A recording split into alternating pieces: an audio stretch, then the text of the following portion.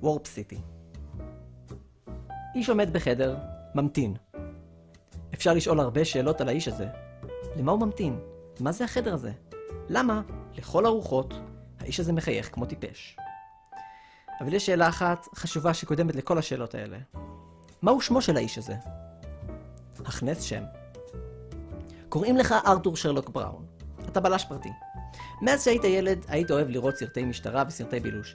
דבר שכנראה השפיע על בחירת המקצוע שלך בהווה ובעבר. יכול להיות שזה בגלל השם שלך. אבל זה לא בטוח.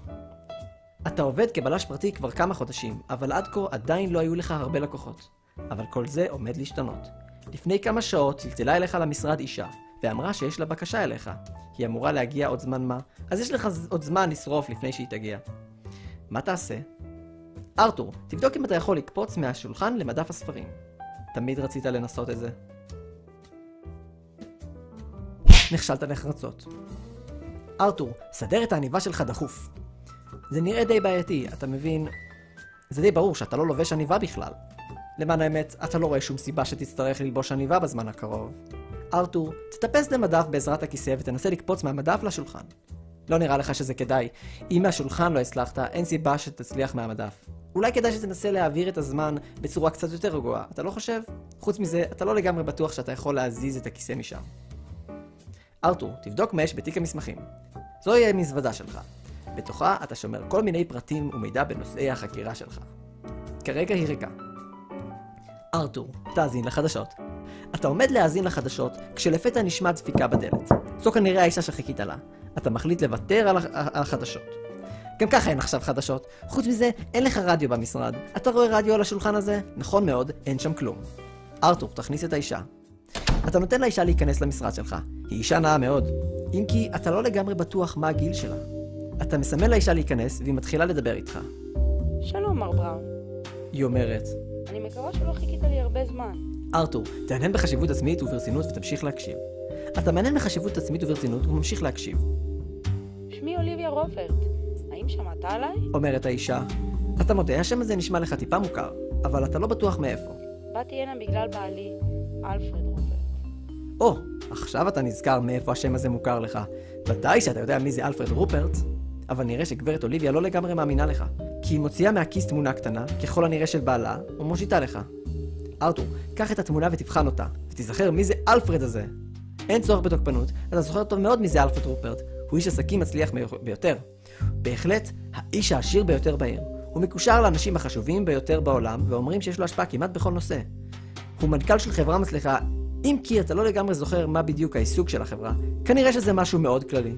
אתה נזכר עכשיו ששמעת שהוא נשוי לאישה בשם אוליביה, ולכן השם שלה היה מוכר לך כל כך. אבל למה אישה כזאת עשירה מבקשת עזרה מבלש פרטי כמוך? בוודאי שיש לה קשרים עם הטובים ביותר בתחום. אתה לא אומר לה את זה כמובן, חסר לך שהיא תחליט באמת ללכת למומחים האחרים. זו עבודה ראשונה שלך מזה זמן רב אחרי הכל. אני חושבת בבעלי, אתה מבין? ממשיכה גברת רופרט. אני חושבת שהוא מנהל רומן. אני מוכנה לשלם לך כמה שתרצה, רק תגלה לי עם מי הוא נפגש. אני בטוחה שזו מישהי שעובד אצלו במשרד. בטח אחת המזכירות החדשות. בבקשה, מר בראון, תברר לי את האמת. לפני שאתה מספיק לענות, היא מוציאה מכיסה חבילת שטרות נכבדת ודוחפת לך לתוך היד. ארתור, תיפרד ממנה בהודעה שתעשה את זה מחר ולך הביתה לאכול פרינגלס. אתה לא יודע למה, אבל ממש בא לך פרינגלס עכשיו. אתה נפרד מגברת רופרט בזריזות, רץ הביתה, מוריד את המעיל והכובע, יושב על כיסא ואוכל פרינגלס. אתה מרגיש עכשיו ממש רגוע. העיר. יום חדש מגיע לעיר. העיר הזו גדולה ומלאה באנשים שונים ומשונים. לפעמים, אנשים יכולים להרגיש כאילו הם הולכים לאיבוד בעיר. כאילו משהו בעיר מעוות את המציאות. כאילו מכל מקום עלול לצוץ דבר בלתי אפשרי, דבר שיערער את תפיסת המציאות שלהם. בעיר חיים אנשים שונים, ולכאורה אין בין כולם יותר מדי קשר. הבחורה. הבחורה הצעירה יושבת על המדרגות ומסתכלת על פלייר בחיוך. הפלייר הוא הזמנה ליום הולדת של מישהו בכיתה שלה שיחגג היום בערב. הנערה משתוקקת ללכת לשם. היא בטוחה שהיא הולכת ליהנות שם מאוד. איש העסקים. איש העסקים מתכונן למסיבה. היום יש מסיבה של מנכ"ל החברה שלו בביתו, והוא מוזמן אליה. אין לו ממש כוח להיפגש עם הבוס שלו מחוץ לעבודה, אבל לפעמים צריך לעשות מה שצריך לעשות. הנערה הרגילה למראה. הנערה הרגילה למראה מתארגנת לעבודה שלה. יש לה היום בערב עבודה זמנית באירוע כלשהו. היא לובשת את מדי העבודה שלה ועומדת לצאת בקרוב. והבלש? תראו אותך, אתה עונה וניבה. ארתור, תברר איפה אתה נמצא. טוב, זה די ברור איפה אתה נמצא. היום בבוקר גברת רופרט התקשרה אליך ונתנה לך כמה פרטים שיעזרו לך לחקירה. היא אמרה שבעלה עורך הערב מסיבה בביתם, והיא הצליחה להכניס אותך כמלצר במסיבה כדי שתוכל לחקור. לרוע המזל, היא לא יכולה להיות במסיבה. אלפרד ביקש ממנה לשמור על המשרד.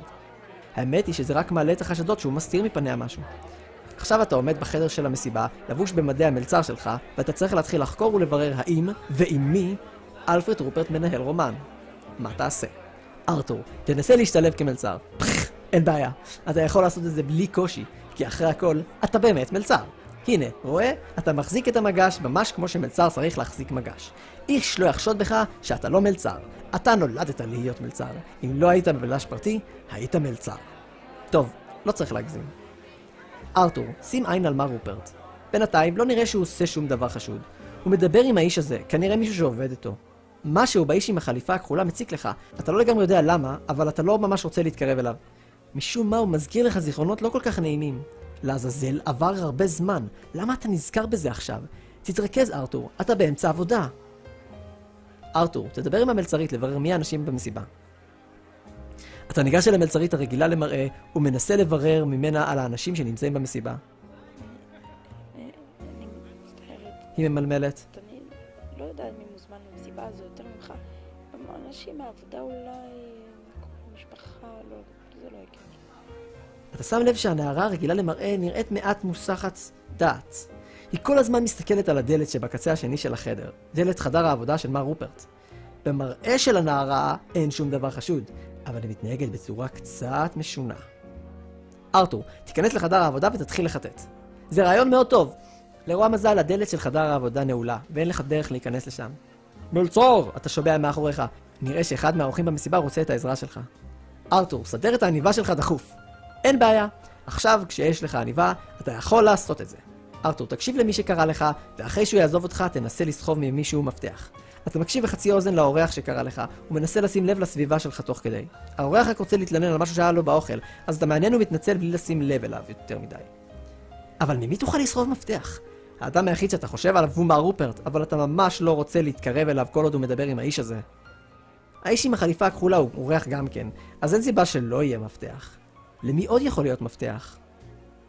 ארתור, תקשיב לשיחה של מר רופרט עם הבחור בחליפה ותנסה להבין לאן נעלמה המלצרית. אתה מקשיב מהצד לשיחה של מר רופרט עם האיש בחליפה הכחולה. האיש בחליפה לא ממש מדבר, אלא רק מהנהן שוב ושוב. זה מזכיר לך טיפה את מה שאתה עשית לפני כמה רגעים. משום מה, זה די מפריע לך. מר רופרט רק מדבר ומדבר על כסף. זה לא יאמן. הוא מדבר על מניות ועל שער הכסף ועל כמה הוא הכניס החודש וכמה החברה שלו הצליחה וכו'. איזה מוזר. הוא בכלל לא מזכיר שום דבר אחר. לא את אשתו ולא את הבחורה שהוא מנהל איתה רומן. ואם כבר מזכירים בחורה, באמת לאן נעלמה המלצרית? ארתור, תחפש את המלצרית במטבח. אתה הולך לחדר המטבח, לחפש שם את המלצרית. לרוע מזלך, היא לא נמצאת שם. רגעים ספורים אחרי שאתה נכנס, אתה שומע צליל של זכוכית מתנפצת. על פי העוצמה, זה הגיע מהאזור בו נמצאת המסיבה, או מחדר העבודה של מר רופרט. רגעים ספורים אחרי הרעש, אתה שומע קולות המולה בערך מאותו כיוון. ארתור, לך לחדר המסיבה בשביל לבדוק מה היה הרעש. אתה חוזר לחדר המסיבה. החדר כעת ריק, ושקט הרבה יותר ממקודם. אין כאן שום דבר שבור, ובכל מקרה, לא היה כאן שום דבר שיכול להישבר. אז ככל נראה, הרעש בא מחדר העבודה של מר רופרט. ארתור, לך לחדר העבודה של מר רופרט. הדלת למשרדו של מר רופרט פתוחה עכשיו, ואתה נכנס לתוך החדר. בתוך החדר אתה רואה שהחלון מנופץ. כנראה שזה היה הדבר שנשבר. מר רופרט נמצא בתוך החדר, אבל הוא בכלל לא מסתכל על החלון, אלא על הכספת הגדולה שנמצאת לידו. הכספת פתוחה, אבל אתה לא יכול לראות מה יש בפנים. מר רופרט נראה מבוהל מאוד. ארתור, תתחקר את מר רופרט. נראה שמשהו גדול יותר קורה פה. אתה מנסה להרגיע את מר רופרט, אבל לא ממש מצליח. הוא לא לגמרי מבין מי אתה ולמה אתה מתחקר אותו. אבל בסופו של דבר, הוא מתחיל להסביר לך מה קרה פה. פתאום שמענו במסיבה רעש של זכוכית מתנפצת מכאן. כל האורחים נבהלו וברחו, ואני רצתי לכאן. גיליתי שהחלון מנופץ והכספת פתוחה. כשבדקתי מה המצב בפנים, הבנתי... בשלב הזה הוא מתחיל להיכנס לפאניקה. הוא מתחיל לצעוק. אני אבוד! הכל נגנב! אני הולך ליפול! הם גנבו את זה! הם גנבו לי את זה! אתה מנסה להבין על מה הוא מדבר, אבל נראה שהוא לא מוכן לפרט יותר מדי. נראה שהיה בכספת איזה סוד כלשהו, שהחשיפה שלו, או אולי עצם העובדה שהוא נגנב, מסוכן מאוד למר רופרט. הגניבה הזו היא תעלומה, ואתה מציע לרופרט את שירותך במציאת הגנב, אבל הוא רק נאנח ומניד בראשו. מה זה משנה מי גנב את זה? בלי זה אני אבוד, אבל... אתה בלש פרטי? מה אתה עושה במסיבה שלי? לבוש כמלצר. מישהו שכר אותך? אתה מחברה מתחרה? מנסה למצוא את הסודות שלי. רגע, אתה גנבת את זה, נכון? תחזיר לי את זה, תחזיר לי את זה. ארתור, הוא עומד להתקיף אותך, תסביר לו את האמת. אתה שוקל להמציא תירוצים, כמו לדוגמה שאתה בלש ביום ומלצר בלילה, אבל אתה חושש שהוא לא יהיה מוכן לקבל את זה כהסבר. אתה מודה בפניו שאשתו שכרה אותך כדי לבדוק עם מי הוא מנהל רומן. בנוסף, אתה מציע לו גם שייתכן ומי שגנבה את מה שהיה בכספת היא המלצרית הצעירה הרגילה למראה, שנעלמה רק דקות ספורות לפני שנשמע רעש הזכוכית המתנפצת. בהתחלה, לא נראה שמר רופרט מאמין לך, בייחוד כשהזכרת את אשתו. אבל לאחר כמה רגעים הוא מתחיל להירגע, ואחרי שאתה מספר לו על המלצרית, הוא נאנח. יכול להיות שאתה צודק, אבל מה אני יכול לעשות? אין לי את הפרטים שלה, המזכירות שלי היו אחראיות על אנשי הצוות, וגם אם אני אספיק להשיג מהן את הפרטים לפני שהגיע הסוף שלי, הם בטח היו מזויפים, אומר מר רופרט. אבל אתה רציני? הייתי בטוח שהמצאת את זה, אבל לא ייתכן שאתה לא יודע. אולם הנה אתה מסתכל עליי עם מבט כזה תמים בעיניים. הייתי בטוח שזה ידע נפוץ, אבל אתה לא יודע מזה בכלל. אם אתה לא היית יודע מי אני, אז זה הגיוני. אבל אם זה היה המצב, היית חוקר עליי לפני שאתה מתחיל לעבוד. ומחקר קצר היה מוביל אותך לאמת הזו. אני מצטער נערי, אבל ייתכן שכמו שגנבו ממני, עבדו עליך. יכול להיות שאפילו אותו אדם אחראי על שני המעשים. אתה ממש מבולבל. אין לך מושג על מה הוא מדבר. זה נכון, בגלל שאתה יודע מי זה אלפרד רופרט, וגם בגלל שאוליביה אמרה לך שהיא תטפל בהכל, לא ממש טרחת לחפש עליו מידע באינטרנט. אבל איזה פרט היית יכול לפספס? לפני בערך שנה, ממשיך מר רופרט, אשתי אוליביה נהרגה בתאונת דרכים. אתה לא מאמין למשמע אוזניך. מה זאת אומרת? היא נהרגה בתאונה? לפני שנה. אם זה ככה, אז זה הגיוני שאתה לא שמעת את זה. אבל... תשמע, אני לא הייתי האדם הכי צדיק בעולם. ממשיך מר רופרט, וקוטע את חוט המחשבה שלך. אבל אהבתי את אשתי. אהבתי אותה מאוד. אחרי שהיא נהרגה, לא יכולתי להמשיך במערכות יחסים עם אף אחד אחר. כך שהחשש שאני מנהל רומן לא מבוסס כלל. אתה חייב להודות, אתה ממש מבולבל. משהו בכל הסיפור הזה לא לגמרי מסדר לך. אתה מרגיש שאתה לא ממש מצליח לחשוב כמו שצריך. למען האמת, אתה מרגיש לך כבר זמן מה. כשאתה חושב על זה, אתה מרגיש טיפה מסוחרר, בערך מהשלב בו שמעת את הרעש של הזכוכית המתנפצת. אבל אתה מנסה להתעלם עכשיו מהסיחרור הזה, ומנסה לעכל את המידע החדש שקיבלת. יכול להיות שמר רופרט משקר.